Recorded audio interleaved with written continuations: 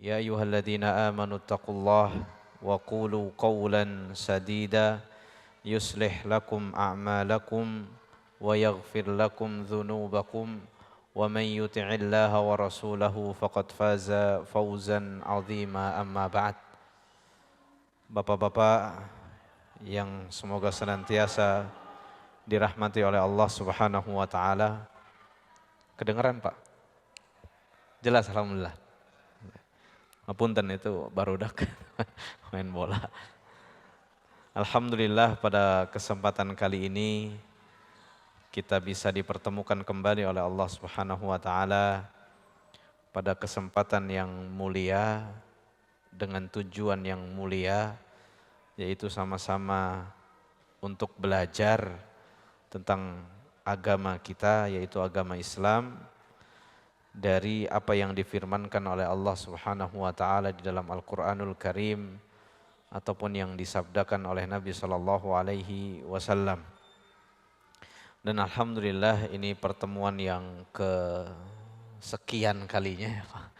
Yang ke-10. Alhamdulillah ini yang ke-10. Tapi sepertinya belum semuanya bisa hadir ya. Ada bapak-bapak yang tidak bisa hadir. Tapi alhamdulillah kita masih bisa melanjutkan pembelajaran kita, walaupun ngereyah gitu ya Pak, sebulan sekali, tapi alhamdulillah nanti kalau bisa sepekan sekali gitu ya, insyaallah. Taib, sebelum kita memasuki pembahasan, saya ingin bertanya kepada bapak-bapak sekalian. Tersawias Pak ditanya gitu. Semua kenikmatan yang kita rasakan saat ini itu datangnya dari siapa Pak? Tisah Pak? Dari Allah. Dalilnya mana Pak? Kenapa Bapak bisa mengatakan semua kenikmatan itu datangnya dari Allah? Terang di mana Pak?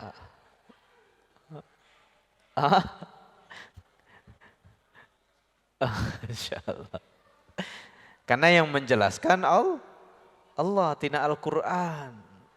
Allah Subhanahu wa taala mengatakan wa ma bikum min ni'matin faminallah. Tidak ada kenikmatan satupun di antara kalian, yaitu yang dirasakan oleh hamba-hambanya, melainkan kenikmatan itu hanya datang dari Allah. Itu Allah yang mengatakan. Jadi nikmat yang kita rasakan semuanya datang dari Allah. Berarti kalau nikmat yang kita rasakan semua datang dari Allah, kewajiban orang naon Pak? Kewajiban kita apa? Bersyukur. Bersyukur atas kenikmatan tersebut. Sekarang saya tanya Pak, nikmat yang Allah berikan itu banyak atau sedikit? Banyak atau sedikit? Banyaknya banyak banget atau banyak banget nget-nget? Gak bisa dihitungnya Pak. Saking banyaknya kita gak bisa menghitung. Itu sendiri juga Allah yang mengatakan wa in ta'uddu ni'matallahi la tuhsuha. Apabila kalian mencoba menghitung nikmat Allah, gak bisa, gak akan mampu. Berarti menunjukkan saking banyaknya nikmat yang Allah berikan. Sampai kita tidak bisa menghitung nikmat Allah Subhanahu wa taala. Kita tidak bisa menghitung. Tapi kata Allah Subhanahu wa taala, wa qalilun min ibadiyas syakur. Hamba-hamba Allah itu sedikit yang bisa bersyukur. Tadi Allah memberikan nikmat yang banyak, tapi kata Allah sedikit hamba Allah yang bisa bersyukur. Berarti banyak di antara hamba Allah yang lalai untuk mensyukuri nikmat Allah. Lupa untuk bersyukur. Nah bisa lupa Pak. Nah nikmat Allah banyak tapi yang bersyukur sedikit. Kenapa bisa demikian? Naon sebabna? Apa sebabnya kira-kira Pak? Karena tidak bersyukur. bersyukurnya itu sebabnya apa? Nah Bapak bersyukur. Nah Bapak bersyukur ayeuna gitu. Apa salah satu sebabnya? Padahal nikmat banyak. Allah berikan kenikmatan begitu banyak. Tapi kenapa hambanya sedikit yang bersyukur? Itu kenapa? Pernah mikir tuh Pak gitu? Nah, Masya Allah Bapaknya terus belajar. Karena salah satunya Pak, kita tidak merasakan atau mengakui bahwasanya itu nikmat dari Allah. Orang teh poho iya teh nikmat gitu. Kata Imam Ibnul Qayyim, salah satu tingkatan untuk bisa bersyukur adalah i'tiraf. Mengakui ini itu nikmat. Da orang mah kadang diberikan air, biasa weh. Tidak menganggap bahwasanya nikmat. Jadi weh bersyukur. Kita diberikan hujan, kita diberikan halodo, kita diberikan nikmat-nikmat. Seakan-akan biasa weh. Jadi tidak merasa itu nikmat. Nah kumaha mau bersyukur, gimana kita mau bersyukur kalau belum merasakan atau mengakui bahwasanya itu nikmat. Nah itu masalahnya. Allah banyak sekali memberikan nikmat, tapi kita merasa itu bukan nikmat. Jadi kita jarang bersyukur. Nah itu masalahnya. Maka sekali lagi agar kita bisa banyak bersyukur, kita akui bahwasannya semua yang kita rasakan, baik itu bersifat baik, nusahe, ataupun itu buruk seperti musibah, itu nikmat dari Allah. Akui. Biar kita bisa bersyukur kepada Allah Subhanahu wa taala.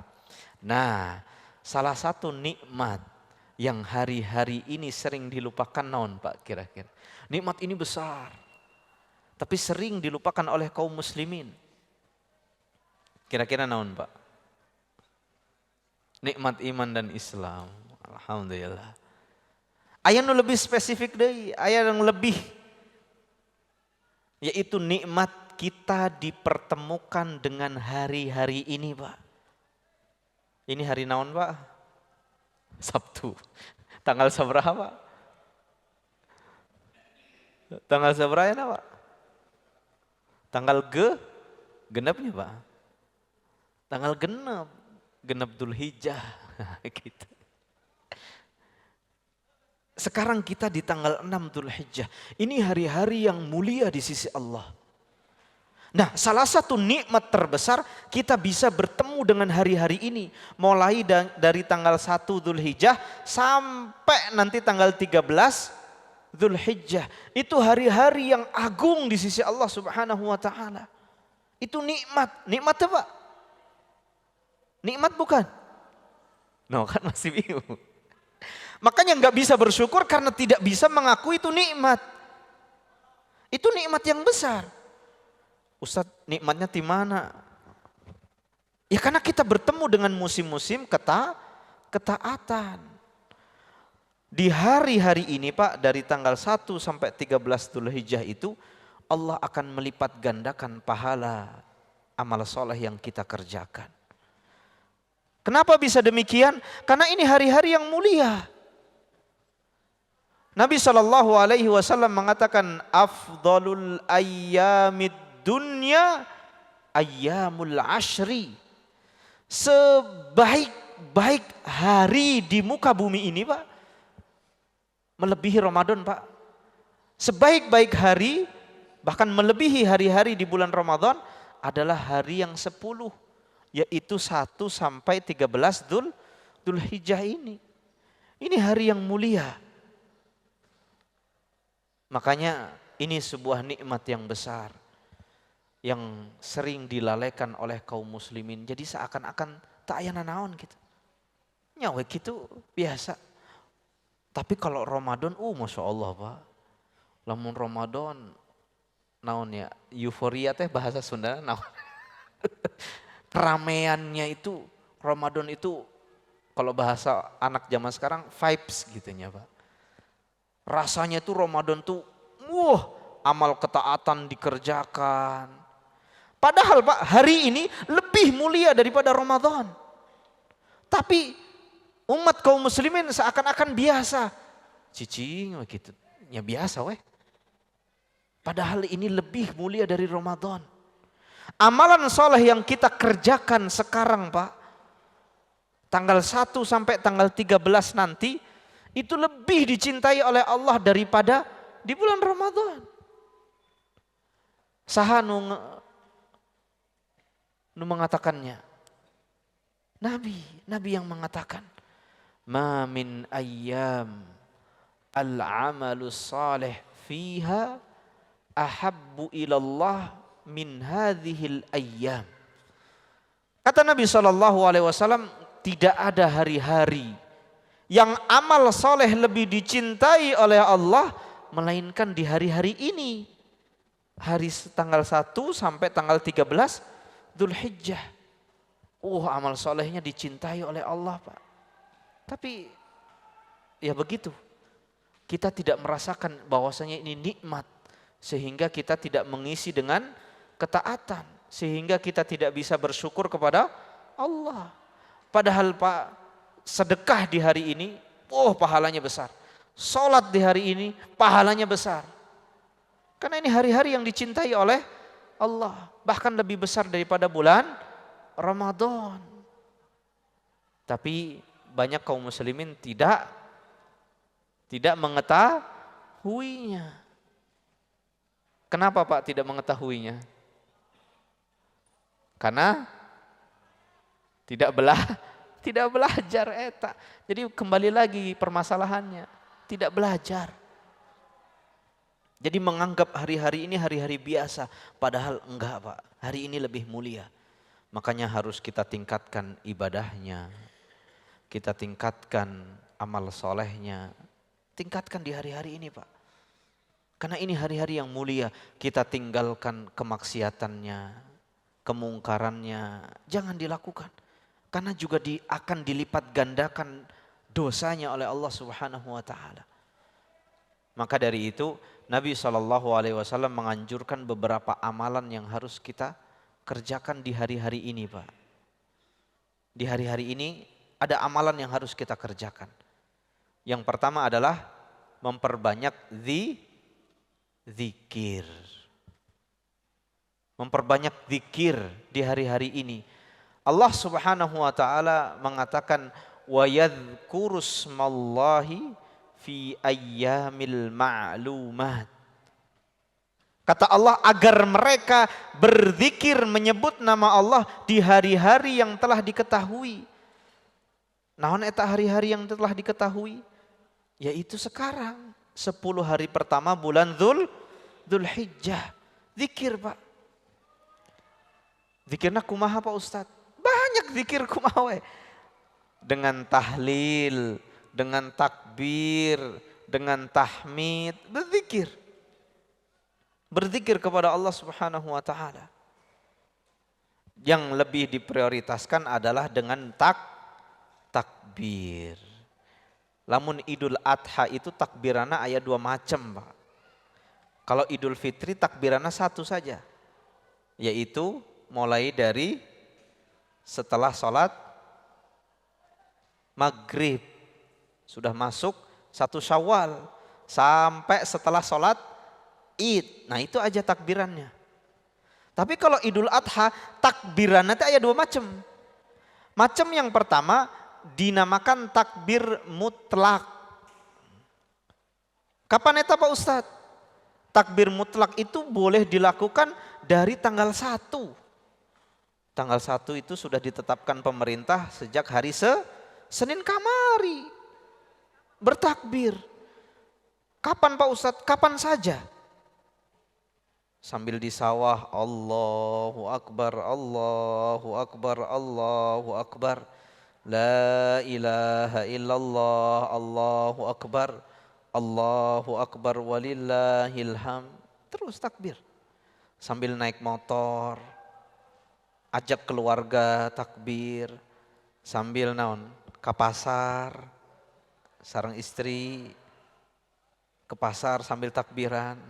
Takbir Pak, di Paksar itu tesawiyas Pak. Di Paksar Allahu Akbar, Allahu Akbar. Paling dibilang gelok gitu ya. Eta naon gelok can boboran gitu. Entah Pak, lain gelok itu yang nggak tahu. Dulu sahabat Ibnu Umar anaknya Umar bin Khattab, namanya Abdullah. Kalau masuk tanggal 1 Dzulhijjah sampai 13 Dzulhijjah, beliau tuh ke pasar. Naon Pak? Takbiran. Mengingatkan kaum muslimin untuk bertakbir. Takbir we Allahu Akbar, Allahu Akbar. Ini disebut namanya takbir mutlak. Dimanapun, kapanpun, mulai dari tanggal 1 sampai tanggal 13 takbir. Takbir, memperbanyak takbir. Nah ini Idul Adha, takbir mutlak. Takbir yang kedua namanya takbir muqayyad. Takbir yang diikat dengan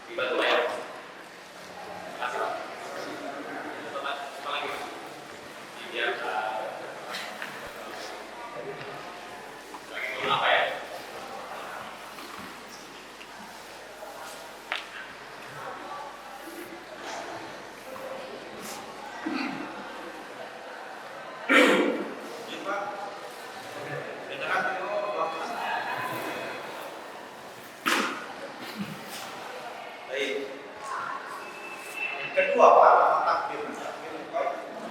Baik. Apa beda dengan yang pertama? Perbedaannya takbir muqayyad itu dikerjakan setelah sholat. Hanya dikerjakan setelah sholat fardu, mulai dari tanggal 9 Dzulhijjah di waktu subuh. Kalau takbir mutlak sudah bisa dimulai dari tanggal 1. Jadi akhirnya Pak, sehabis sholat di tanggal ini nggak bisa. Itu masih yang mutlak. Namun yang takbir kedua dimulainya tanggal 9.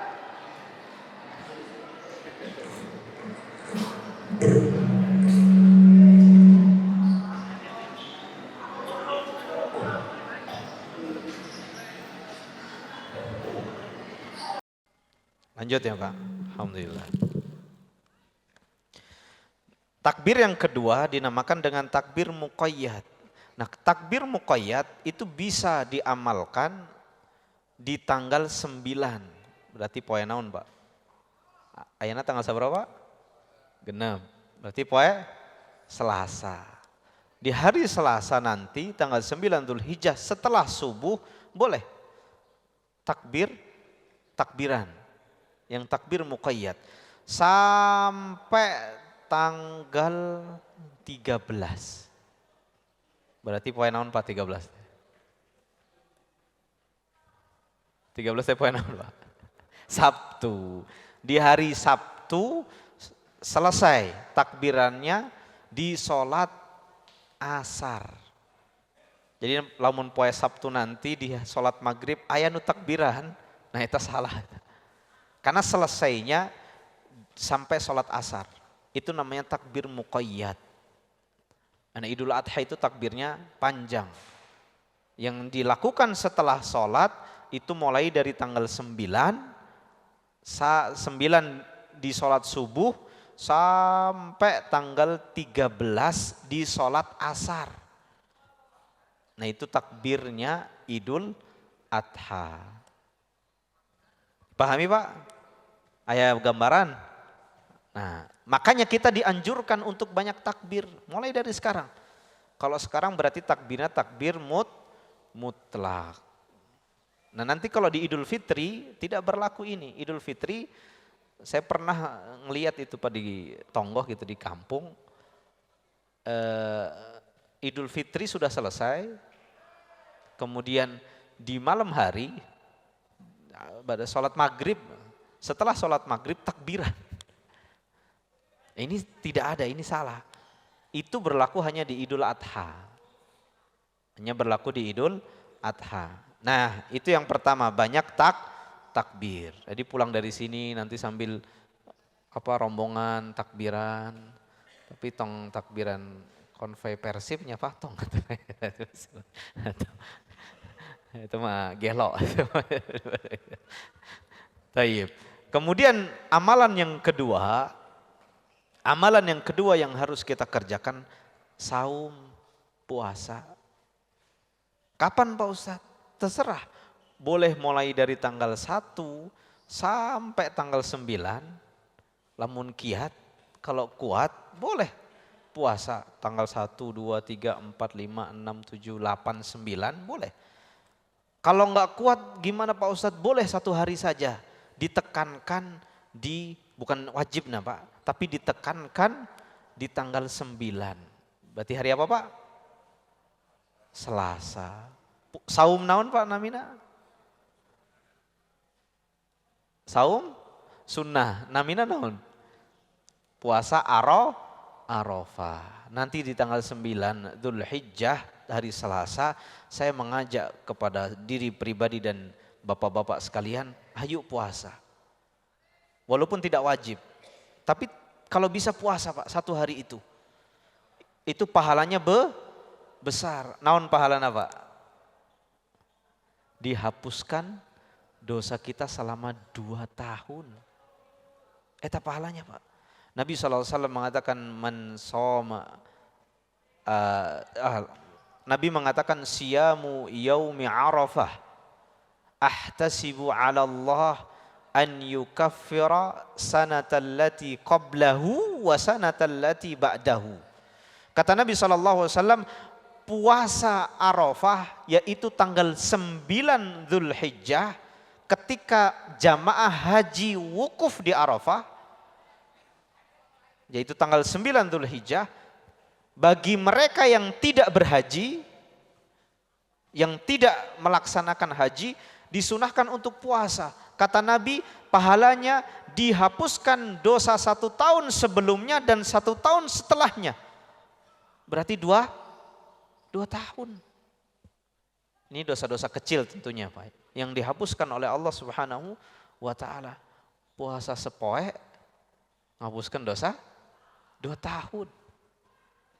Enak nggak Pak? Enak. Makanya jangan disia-siakan. Walaupun tidak wajib, tapi jangan disia-siakan. Dan pahalanya besar. Ketika jamaah haji di tanggal 9 mereka wukuf di Arafah, kita yang tidak berhajian puasa Arafah. Kalau yang haji gimana? Enggak puasa. Mereka tidak ada puasa karena mereka wukuf, panas-panas gitu. Jadi tidak ada puasa. Kita yang tidak hajian puasa. Pahalanya besar di sisi Allah Subhanahu wa Ta'ala. Berarti mulai dari sekarang punya semangat. Nanti pulang kasih tahu ke keluarga, kita Selasa harus puasa. Di alarm di handphone gitu. Puasa di tanggal 9 Dzulhijjah. Itu yang kedua. Kemudian yang ketiga, nukatilu, kalau bisa kita melaksanakan ibadah kurban. Ustaz, uang dari mana katanya? Kenayano gitu. Uang dari mana Pak Ustaz? Minimal Pak, aya semangat heula gitu. Uang mah hayang kurban gitu. Nah uang di mana mah itu urusan Allah. Di mana wet? Kalau sudah ada keinginan yang kuat, Allah akan wujudkan. Allah katakan walladzina jahadu fina lanahdiyannahum subulana. Bagi mereka yang memiliki keinginan yang kuat untuk meraih ridha Allah, berjihad, hayang kurban. Allah katakan lanahdiyannahum subulana. Allah akan kasih jalan, Pak. Allah akan kasih jalan. Tiba-tiba ada uang, tiba-tiba ayah rezeki. Alhamdulillah. Yang penting ayah niatlah. Saya kudu kurban. Minimal sekali lah setahun. Sekali setahun atau sekali seumur hidup. Sekali seumur hidup lah minimal. Namun sekali setahun ya memang eta. Sekali setahun gitu ibadahnya. Minimal ayah saya pengen kurban. Karena Nabi SAW, Nabi itu bukan orang kaya Pak. Orang sederhana. Tapi setiap tahun berkurban. Bahkan kurbannya gak macam-macam, pakai 2 domba yang begitu besar. Dhahan Nabi SAW bikabsyaini amlahain. Nabi itu kalau kurban dengan 2 domba, lain embek, domba. Lain embek, domba yang besar. Setiap tahun, dikatakan 9 tahun beliau terus berkurban. Di tahun yang ke-10 beliau tidak berkurban karena beliau berhajian. Beliau berhaji, jadi kurbannya dialokasikan untuk menjadi hadiu, hewan yang disembelih ketika hajian. Nabi Pak, bukan orang yang kaya raya, sederhana Nabi itu, tapi bisa berkurban. Nah kita minimal punya semangat dulu lah. Urusan di mana uangna, rezekina kumaha, itu urusan Allah. Yang penting kita punya tekad. Daripada kita punya uang tapi tidak punya tekad, nah itu yang dicela oleh Nabi SAW. Nabi SAW mengatakan man kana lahu sa'atun falam yudahhi fala yaqrabanna musallana. Kata Nabi, barang siapa yang memiliki kelapangan rezeki rezekinya lapang. Tapi tidak berkurban, kata Nabi, jangan dekat-dekat tempat sholat kami. Jangan dekat-dekat tempat sholat kami. Enggak usah ikut sholat bersama kami. Makanya daripada punya kelapangan rizki tapi tidak berkurban, mending punya semangat kurban walaupun nggak tahu dari mana. Yang penting ayah semangat, ayah niat yang kuat. Saya pengen kurban, bismillah. Tiba-tiba, rezekinya lancar. Siapa tahu dari niat itu Allah membukakan pintu rezeki yang luas. Dan kita kadang mah, aduh Ustadz, orang teh saha. Kerjaan cuman begini-begini, penghasilan segini-segini saja. Kumaha bade kurban. Nah itu mah kalah sebelum berjuang gitu istilah nama. Itu sudah memiskinkan diri sendiri sejak awal. Nah kalau kita ngomong demikian, bisa-bisa. Bisa jadi sulitnya rezeki kita karena kita sendiri. Kita yang mengatakan demikian akhirnya diwujudkan sama Allah. Coba kalau dari awal, saya mah bisa kurban Ustaz, bismillah. Uang di mana Allah nu ngatur, bismillah. Saya mah pengen kurban. Tiba-tiba Allah kasih kelapangan rezeki. Alhamdulillah. Jadi rubah pola pikir kita. Jangan, saya mah saha Ustaz. Teboga duit, teboga tabungan, kumaha bade kurban. Itu mah nggak akan kurban. Kalau sudah demikian. Maka saya mengajak kepada jamaah sekalian, minimal punya semangat niat. Haji sama, haji juga demikian. Ustadz, haji puluhan juta, ngantrina puluhan tahun. Kumaha bade angkat haji, lamun kiamah. Nah kalau kayak gitu kita kalah dulu di awal. Kita harus punya semangat, kudu hajian. Kumaha carana Allah nu ngatur. Udah pokoknya punya semangat, kudu haji. Jadi ngedoa teh, ya Allah mudahkanlah saya haji. Karena punya semangat. Kalau di awal sudah, saha urang, kumaha bade hajian. Kiamat tetiasa angkat. Kalau udah di awal sejak awal sudah seperti itu, bisa jadi Allah wujudkan, nggak berangkat. Makanya kan sekarang banyak itu kan ayah pedagang naon gitu bisa haji, nabung nanti koin-koin 500-an. Itu punya semangat. Kalau dari awal sudah tidak punya semangat, mual mungkin. Makanya miliki semangat dulu, saya bisa hajian, saya akan haji. Mulai nabung sedikit-sedikit, 1.000, 2.000. Nah, jadi saya mengajak minimal semangat, Ustadz ngeraken semangat gitu, udah orang saha, kita nggak tahu. Allah akan memberikan rezeki dari mana kita nggak ada yang tahu. Itu bukan urusan kita Pak, jangan diatur. Allah itu jangan diatur, Allah yang mengatur kita. Nah bapak-bapak ngatur Allah, rezeki di mana itu urusan Allah. Gimana caranya rezeki itu datang itu urusan Allah. Yang penting kita semangat, kita bertekad, kita berniat, saya pengen kurban, saya pengen haji. Urusan rezeki dari mana? Urusan Allah. Dan kita mau usaha, nabung. Kapan terwujudnya nggak tahu. Yang penting sudah punya niat. Karena Allah akan mengganjar kita sesuai dengan niatnya. Innamal a'malu bin niat. Kalau udah Ustadz sudah nabung, tapi qadarullah sebelum tercapai sudah meninggal. Itu dapat pahalanya Pak.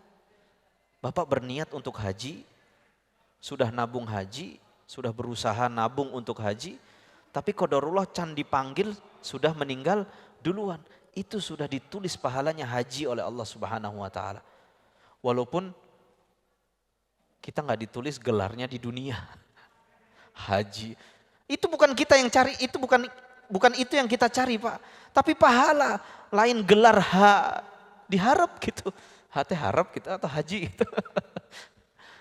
Bukan itu yang kita cari. Tapi pahala. Kita sudah berusaha berkurban, pengen kurban.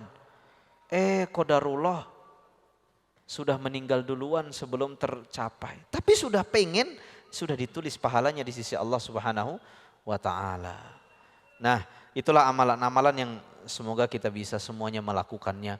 Mulai dari takbir, kemudian apa tadi Pak?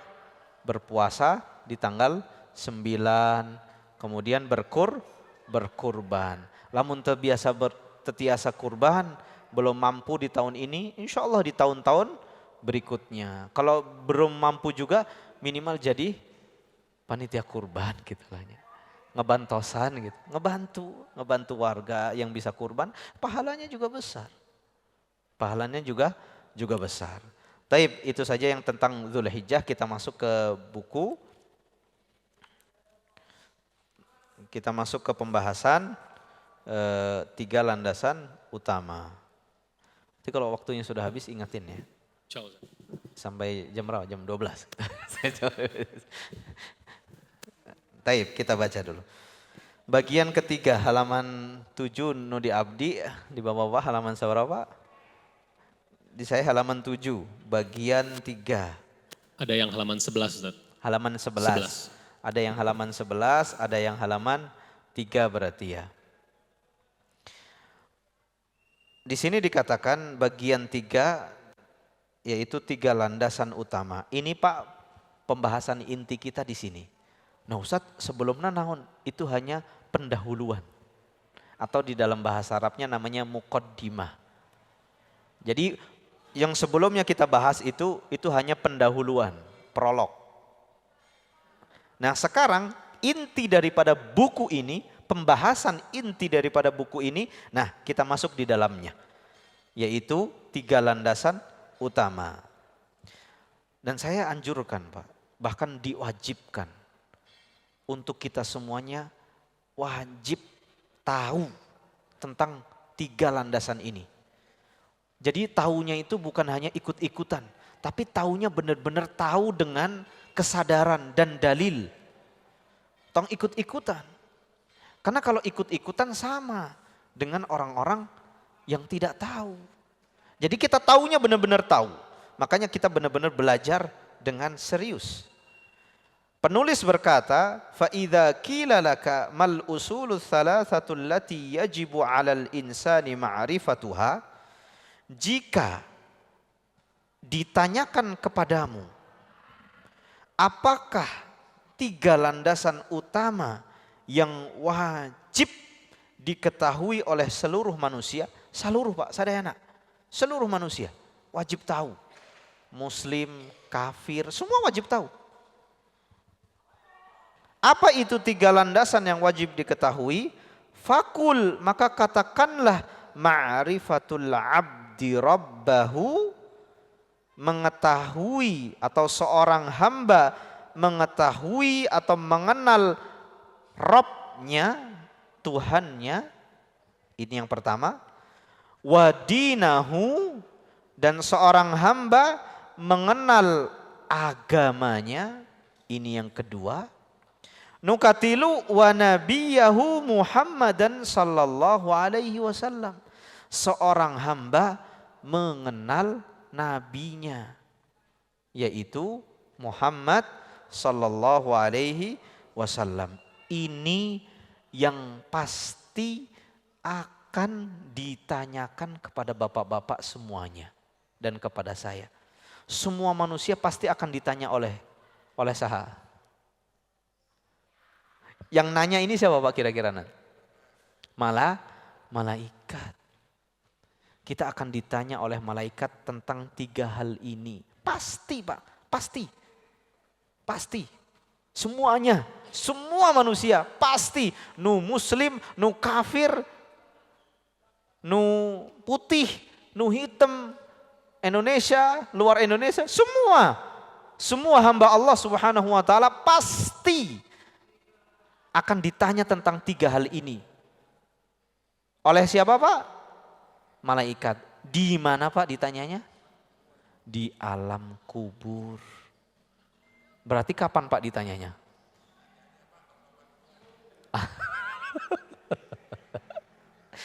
Ditanyanya ketika sudah wafat.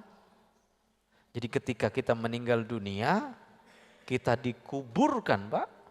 Dikubur. Nah, mulai pertanyaan ini berlaku. Makanya sahabat Utsman, Utsman ibnu Affan, khalifah nuka sabar apa?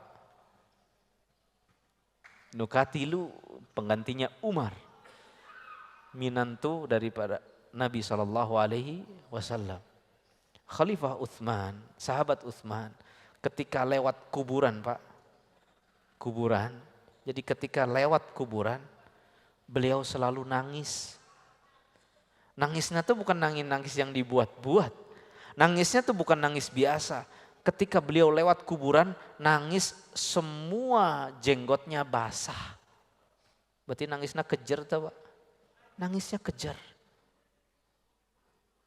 Nah ditanya oleh para sahabat, ya Utsman, wahai Utsman, kenapa ketika disebutkan kepadamu tentang surga dan neraka, jadi ketika diceritakan tentang surga, diceritakan tentang neraka, engkau tidak pernah menangis. Tapi kok pas lewat kuburan, nah nangis. Kalau kita sekarang ditanya jawabannya, sieun gitunya Pak. Lewat kuburan sieun aya jurit. Enggak. Utsman mengatakan, dia teringat dengan sabda Nabi SAW. Nabi mengatakan, innal qabra awwalu manzilin min manazilil akhirah.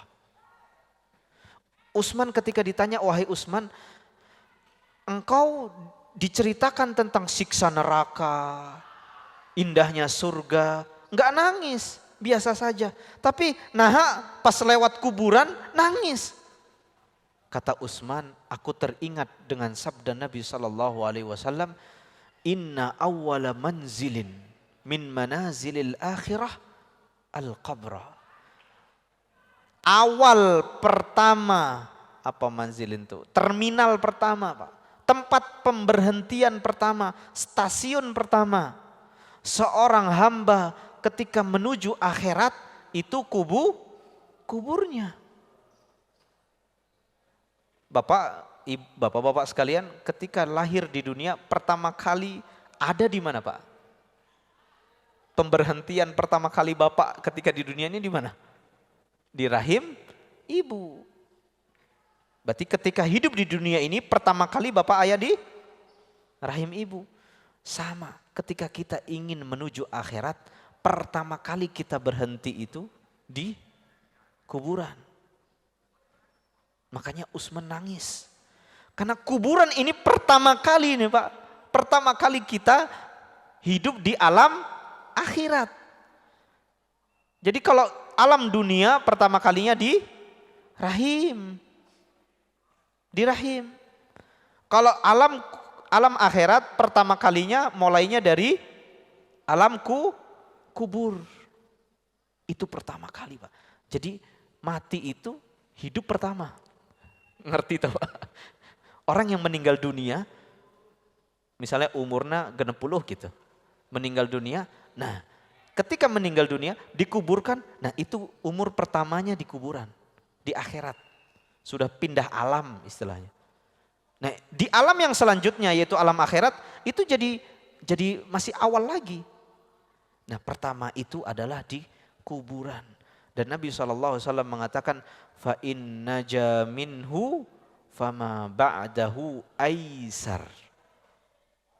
Kalau kita bisa selamat dari siksa kubur, kita bisa selamat dari ujian kubur, maka kata Nabi yang setelahnya itu mudah. Setelahnya mudah. Kalau kita bisa selamat dari rahim ibu kita ketika di awal dunia, brojol selamat, setelahnya mudah tuh Pak? Mudah, tinggal dikasih minum, dikasih makan, tumbuh. Tapi kalau nggak selamat, brojol, nggak selamat, misalnya mohon maaf cacat, sulit tidak Pak? Sulit.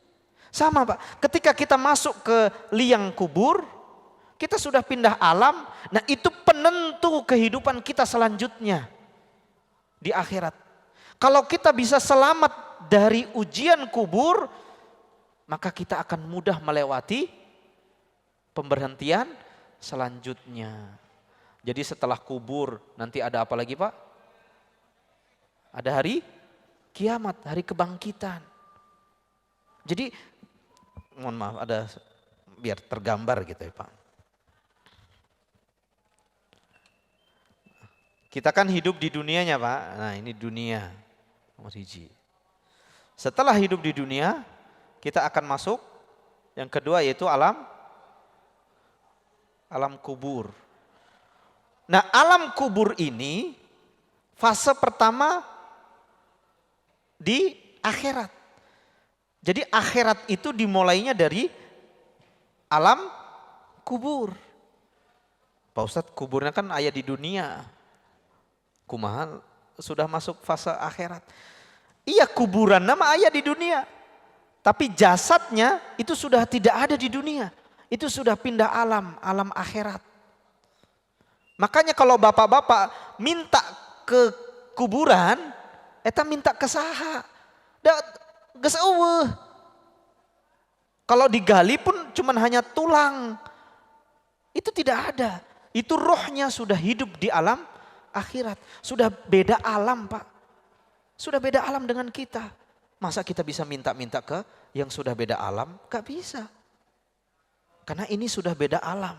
Ini sudah di alam akhirat. Di mana Ustadz alam akhirat? Nggak tahu. Udah itu mah urusan gaib. Nabi juga nggak tahu di mana. Pokoknya gitu.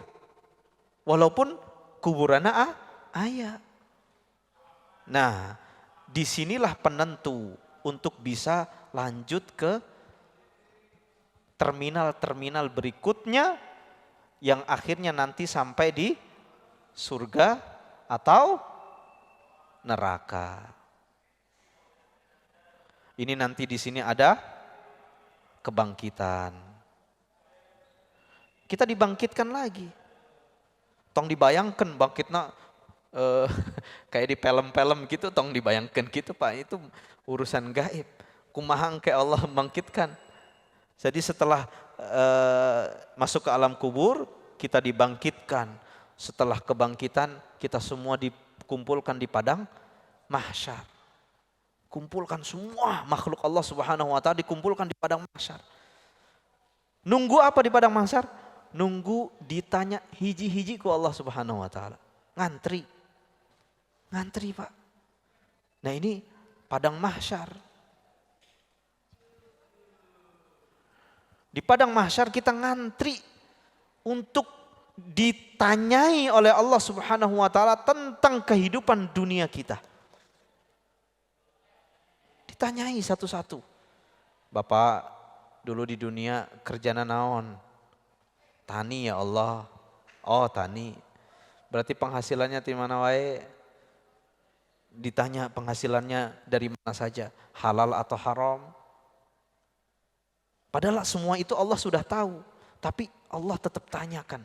Namanya yaumul hisab. Hari penghisapan amal. Nah, setelah di padang mahsyar ini dihisab, belum selesai, masih panjang kehidupannya. Nanti kita lewatin sirat, yaitu jembatan yang tipisnya lebih tipis daripada rambut yang dibagi menjadi 7. Tipis. Kumaha eta pokoknya dibayangkan gitu Pak. Kita harus melewati itu. Itu nggak bisa pakai logika, dunia nggak bisa.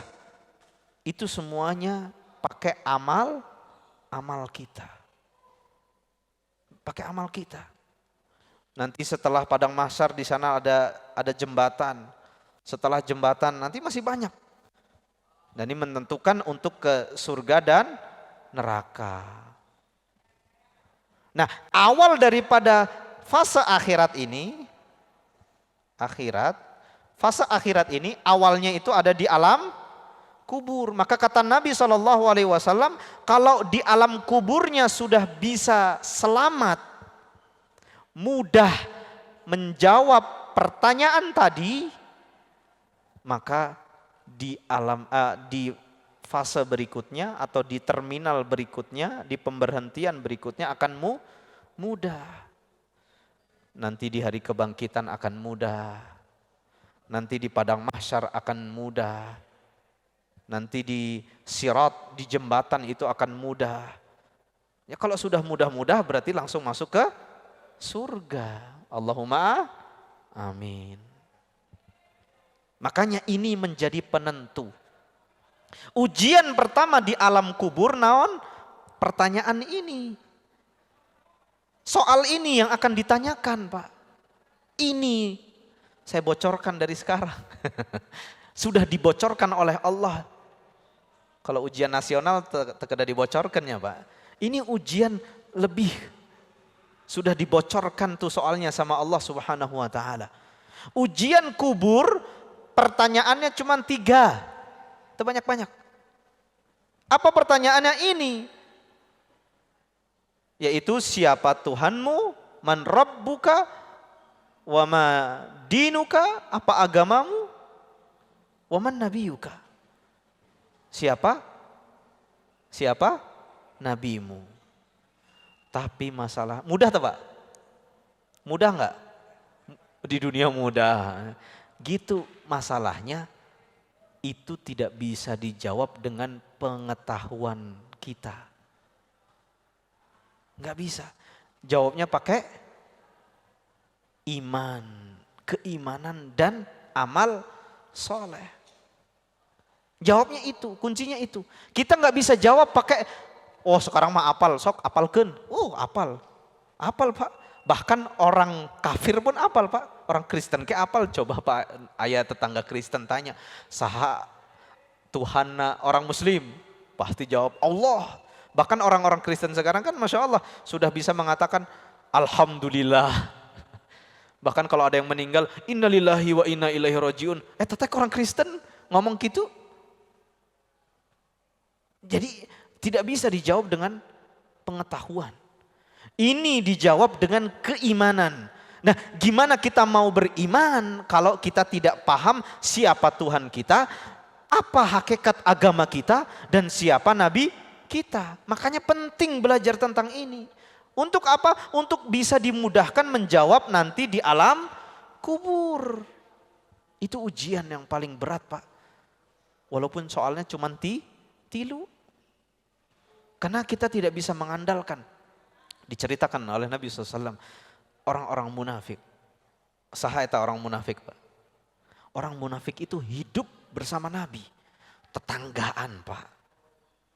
Ikut perang sama Nabi. Tapi mereka orang-orang yang munafik. Yang menyembunyikan apa istilahnya keyakinan mereka yang berbeda dengan Nabi. Tapi disembunyikan.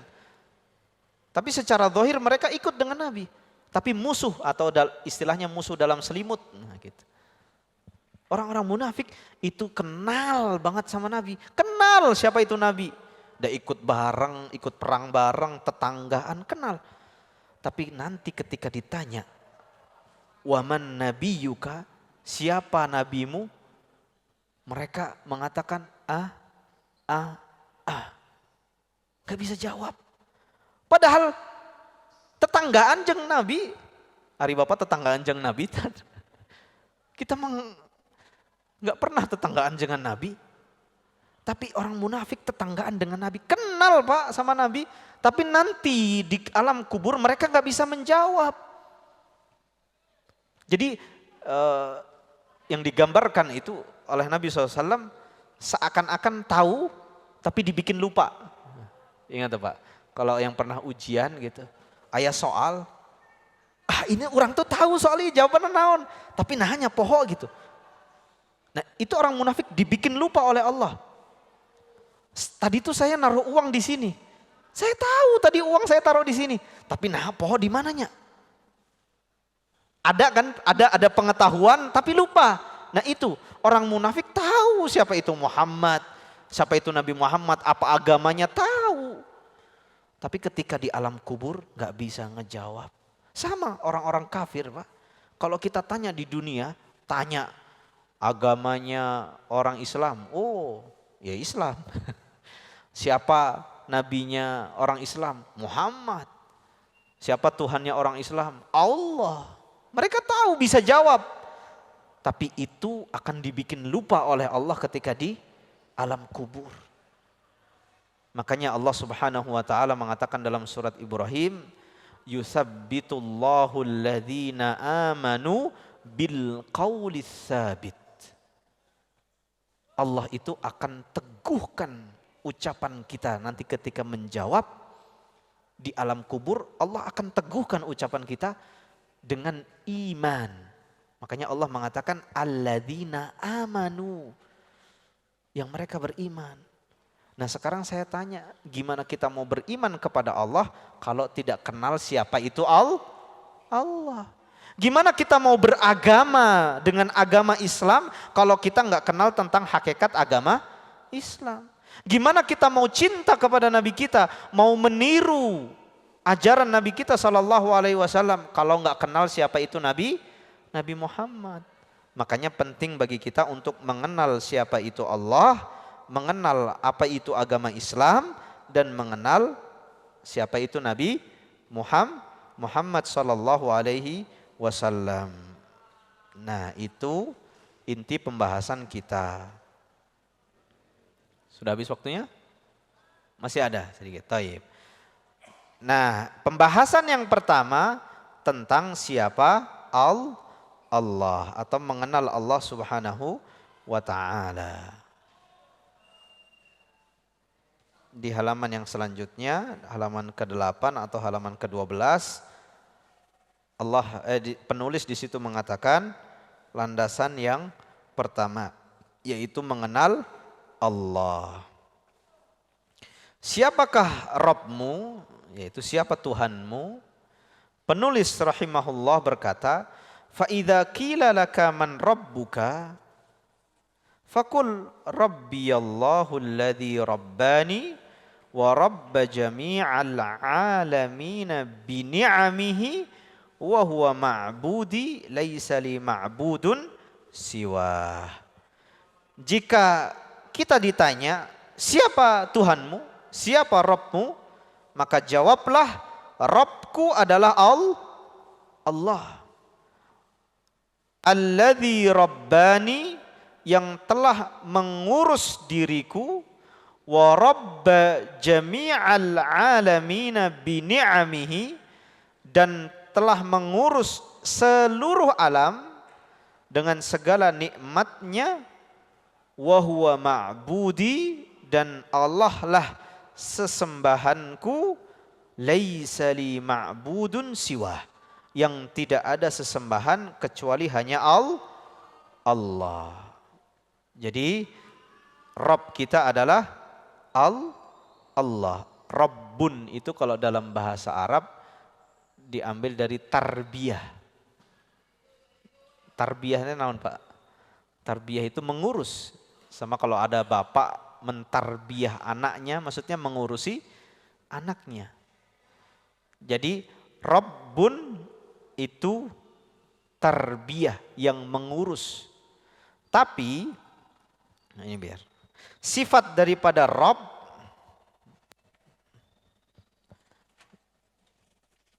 nah sifat daripada Rabb, jadi sifatnya Rabb itu dinamakan dengan rububiyah.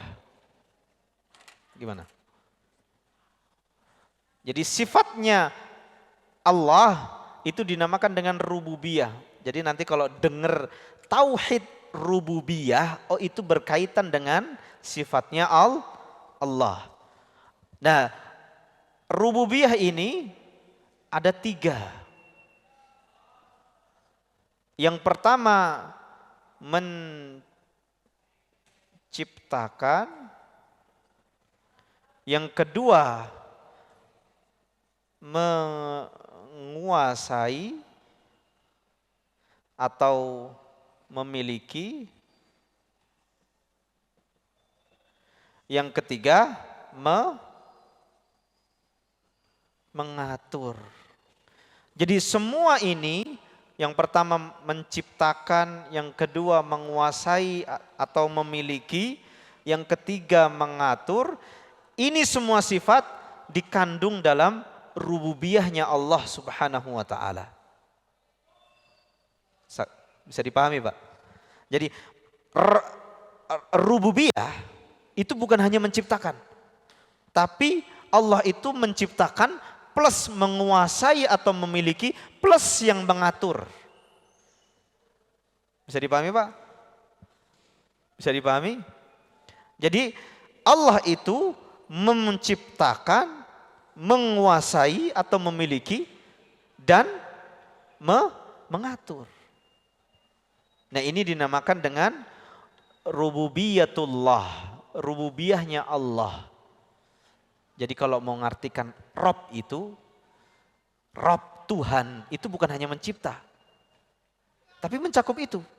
Karena kebanyakan orang Pak ketika mengartikan apa itu Robbun, Rob atau Tuhan, itu hanya menciptakan. Enggak. Allah itu menciptakan, kemudian menguasai atau memiliki, kemudian mengatur. Itu semua terkandung dalam sifat rububiyatullah. Makanya beliau mengatakan Rabbiyallah alladzi rabbani wa rabba jami'al alamina bini'amihi. Kata penulis, Allah itu yang menciptakan, menguasai, mengatur aku dan seluruh alamnya. Bisa dipahami Pak? Makanya kalau menciptakan berarti sang pencipta itu lebih tahu atau tidak Pak tentang yang diciptakan? Lebih tahu. Jadi Allah itu lebih tahu tentang kita daripada kita tentang kita gitu. Paham tuh Pak? Jadi kalau Bapak terkena musibah, aduh musibah deui. Wah ini mah buruk terus. Jangan ngomong gitu Pak. Allah yang lebih tahu tentang kita. Siapa tahu ini baik untuk kita. Belum tentu itu bentuk musibah, itu nikmat dari Allah. Jadi selalu bersyukur kepada Allah. Karena Allah yang lebih tahu tentang kita. Bukan kita. Karena Allah yang menciptakan. Kemudian juga Allah yang menguasai dan memiliki. Nah orang teh milik Allah. Jadi kalau misalnya Pak, saya punya punya domba gitu. Punya domba. Saya yang punya domba ini. Maka terserah saya, domba ini mau saya apakan. Mau diangon, mau dipencit, mau dijual, mau Pak. Dikasihkan ke orang, terserah saya. Dan ini punya saya. Nah kita punya Allah, terserah Allah. Mau Allah nyuruh kita sholat, ya terserah Allah. Nyuruh kita nggak boleh maksiat, ya terserah Allah. Dan kita milik Allah. Jadi jangan protes. Nah sih sholat 5 waktu teuing gitu. Banyak-banyak teuing. Nah seminggu sekali weh gitu. Nah itu mah terserah Allah. Dan Allah yang memiliki kita. Nah protes. Dan Allah yang mengatur kita. Yang menguasai kita. Terserah Allah. Nah sih kita nggak boleh zina. Nggak boleh makan harta haram. Kenapa sih? Ya itu terserah Allah. Karena kita semua milik Allah. Tunduk, kita mau patuh. Dan kita punya Allah. Bisa dipahami Pak? Ayah gitu, domba yang kita miliki mau dijual, dombana ngelarang. Nah orang dijual gitu. Protes gitu ayah tuh ayah tuh Pak. Nah kita mah sama. Kita semua milik Allah Subhanahu wa ta'ala. Juga Allah yang mengatur kita dan semesta alam. Allah mengatur rizki kita, Allah mengatur umur kita, Allah mengatur semuanya. Jadi juga terserah Allah. Jangan banyak protes daya. Nah hasil rezeki orang sekian wae. Nah itu mah terserah Allah, dan Allah yang mengatur. Jangan banyak mengeluh, tapi banyaklah bersyukur. Nah makanya kita harus yakin inilah sifat yang Allah miliki. Allah itu menciptakan kita, memiliki kita, yang mengatur kita. Dan semesta alam. Al-alamin, di situ ada kalimat al-alam atau al-alam.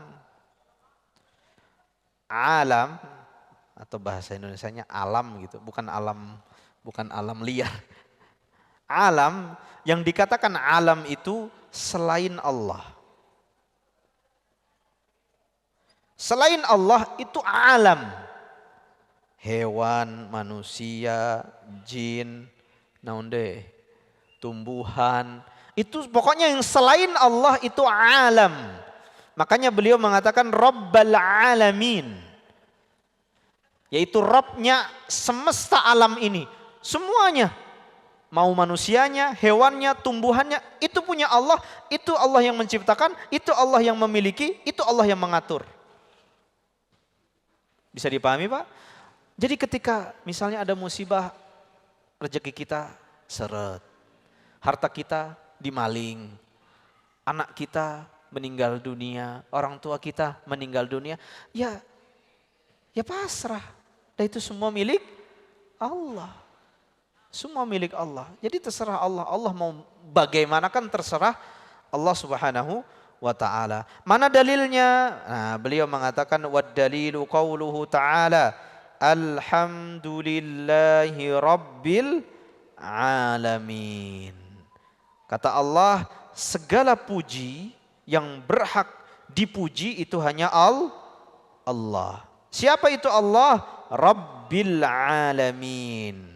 Yaitu Rabb. Nah, kalau di kalimat Rabb berarti langsung ya Pak. Dia yang menciptakan, dia yang menguasai, dia yang mengatur. Allah lah Rabb seluruh alam.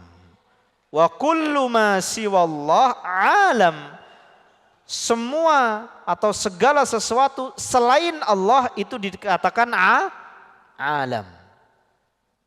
Taib. Wa ana wahidun min dzalikal alam. Dan kita Pak manusia, saya, bapak-bapak sekalian termasuk salah satu dari alam. Jadi kalau sumber alam itu ya manusia juga termasuk sumber alam. Kita semua alam. Karena alam dalam bahasa Arab itu selain Allah. Tumbuhan, hewan, semuanya. Semua itu masuk alam. Baik, mungkin sampai sini saja. Saya ada keperluan lain. Insyaallah kita lanjutkan di pertemuan selanjutnya. Mohon maaf. Ada pertanyaan? Satu ya. Mungkin ya. Jika ada yang ditanyakan silahkan Bapak.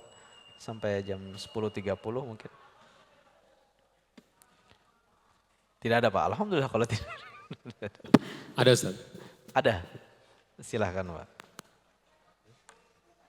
Saya izin minum ya Pak. Bismillah, Assalamualaikum warahmatullahi wabarakatuh. Waalaikumsalam warahmatullahi wabarakatuh. Bertanya ini,